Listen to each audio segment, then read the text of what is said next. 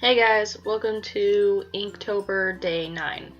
I really liked how my ice cream cone came out, so I was like, well, I'll do like another little sweet treat. So I looked up kind of like a Japanese sponge cake as the reference for this. We have a Japanese bakery nearby, well, not like super nearby, but in town, and it has really good sweets. I go there here and there as sort of a treat for myself, and I'll get like Japanese candy and food, and they have a little restaurant there that I go to and get like beef bowls or like udon noodles. So I was like, yeah, I always like doing that, so I'll draw it. And it came out okay. Like I said, this month I'm not only experimenting with different types of inking, but also things that I typically draw.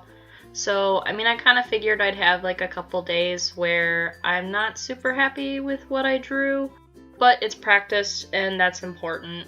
So, I'm glad that I did it. I followed the reference picture pretty closely in my illustration, and the way that one of the strawberries goes back into the distance feels weird, and same with how the top of the pastry flows down and around. So maybe there was something I could have done in my coloring or how I lined it to make that perspective feel a little bit more obvious, but who knows. Sometimes when you translate stuff from real life to illustration, sometimes there's kind of like weird things that you have to kind of fudge to make them, even though like that's exactly how it looks in real life, you have to kind of change how it looks so that it looks a little bit better in illustration.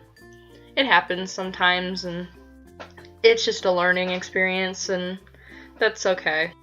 Something that I was actually really happy with how it turned out was the layer of icing on top, which also made me realize that I didn't have... Oh, by the way, for this, I'm using the colored Micron pens, which I wanted to play with.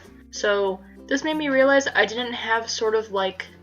Because I kind of wanted to use like a lavender or a light gray for this line art, which is something I didn't think about when buying my Micron pens with colors.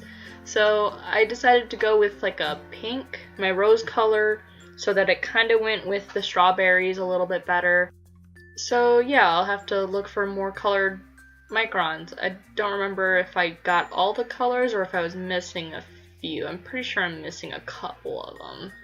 I also probably should look into the Copic multi-liners, because I only recently found out that those were also refillable like the Copics. I don't know why I didn't think they would be. I just kind of thought they were Copic's version of Micron pens. And I know those come in color, so maybe I could kind of flesh it out with, like, maybe their colors will be a little bit different.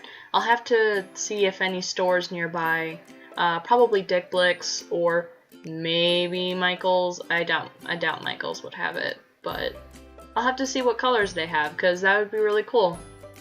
Oh, and since I wasn't feeling, like, super fabulous about how this piece turned out, and also because, like, I had a hard time with the line art conveying the fact that there was icing in the middle, because of the strawberry on the end, which was in the reference. I figured I'd color it, so I threw down some Copic markers on it to kind of help it pop a little bit more and kind of make a little bit more sense as to what was going on there. Anyway, moving on from the piece itself. Today I worked on my Etsy a little bit, and I updated some of the international shipping stuff. I was recently listening to someone on YouTube talk about increasing Etsy sales, and they're like, oh, make sure you have international shipping. And I was like, oh, maybe I should double check. And yeah, I found out that my stickers and postcard option for shipping did not have international shipping, so I went in and fixed that. So the way that I do my shipping on Etsy is broken up into two things. Anything that would require a package, Etsy automatically calculates that for me. But Etsy only calculates packages. It doesn't do envelopes, at least as far as I can tell.